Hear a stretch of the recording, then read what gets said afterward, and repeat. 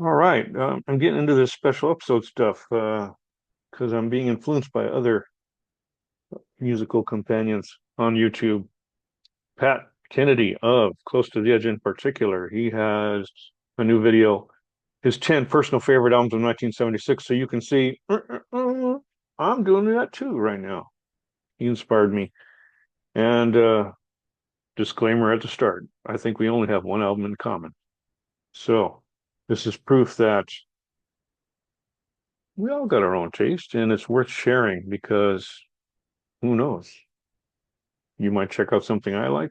I might check out something you like, right? Yeah, that's how it works. All right, let's get started. Number 10 for me is the Rolling Stones Black and Blue. Not their most famous album, not their best album, but for me, a personal favorite from 1976 when I was 16. I love this album. Every 8 songs on it, all 8 songs, up and down. They're all great. The ones that people know, Hot Stuff maybe, and Fool to Cry. Memory Motel is one of their best ballads, and great rockers, Crazy Mama. Oh, I haven't named them all, have I? But it's just great top to bottom, and I can't stay on one album too long. But if you're a Rolling Stones fan, especially we're 16 and 76, this was the cheese. Number 9, Elton John at the end of his run, really.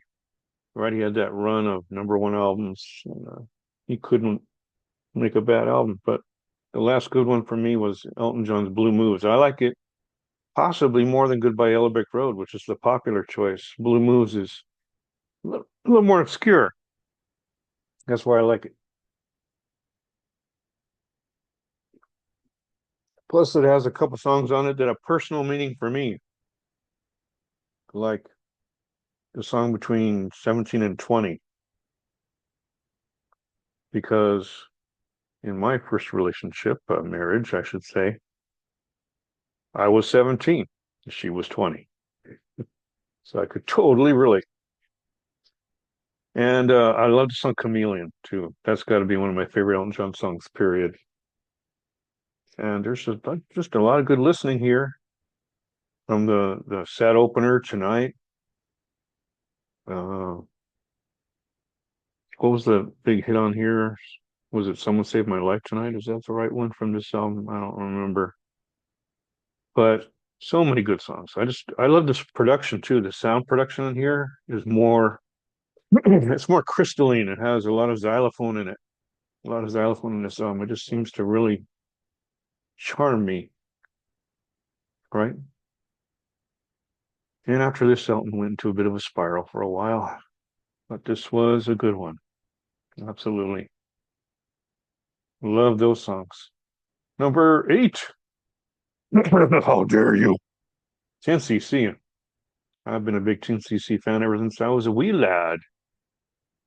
When I was 16, How Dare You came out, and I loved it too because it had some songs on here that may not be the most popular choices of 10cc, but probably their highest art, in my opinion.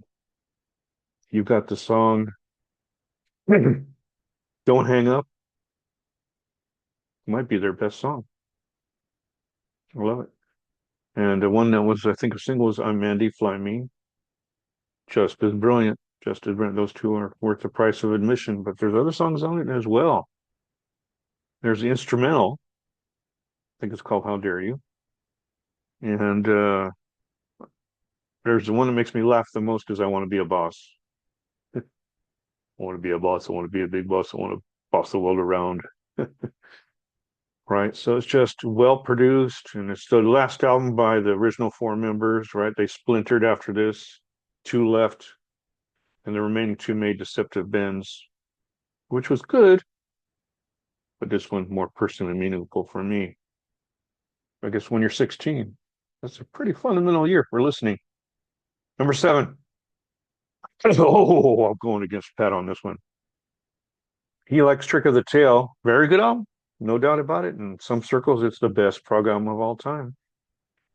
But for personal favorite, Wind and Wuthering is the album that introduced me to Genesis. And of all the songs that introduced me to Genesis, Your Own Special Way was the one that introduced me to Genesis. And that was a very romantic song. So it fit me. It fit me because it was a romantic song that had interesting instrumentation.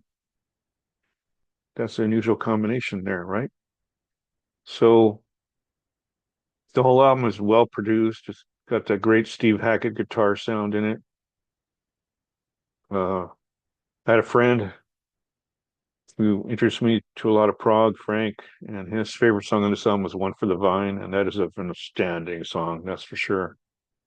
And lately, my favorite has been Blood on the Rooftops. Yeah, that was not one of my initial favorites, but it is now. Drink to that. Cherry Cola. Okay, what's number six? Steely Dan, The Royal Scam, my favorite Steely Dan album. Top to bottom, great album. The title song, which ends the album, The Royal Scam, is possibly my favorite Steely Dan song. Ah, but there was so many good things on this album, right? Um, Not recalling them at the moment, but I'm going to say it was a great album top to bottom, and I listened to it a lot. But it was only topped by these other five. What are they? Whoa, there's a classic. Yeah, these top five are really classic, huh? Station to Station, quite possibly Bowie's best album, but probably not. Ziggy Stardust is his best album, right? But this one's solid top to bottom, six songs. It's his prog album, maybe? No. He's got the 10-minute Station to Station title song, which is about as close as David Bowie ever got to prog. But they're all good. They're all good. I just couldn't stop listening to this album when I was 16. Stay, TVC 15, what a delight. Wild as the Wind, Word on a Wing. Oh, it's all good. All good. I didn't even name the single, did I? Golden Years. Fantastic album. Fantastic album. The Thin White Duke, they said he was on cocaine or something at the time, but if he makes music this good, guess it was worth it. Number four. Here's a popular choice, Led Zeppelin Presence. Everybody says it's not their best album, but I side with Pat. This is their best album for me. It is their most spontaneous album.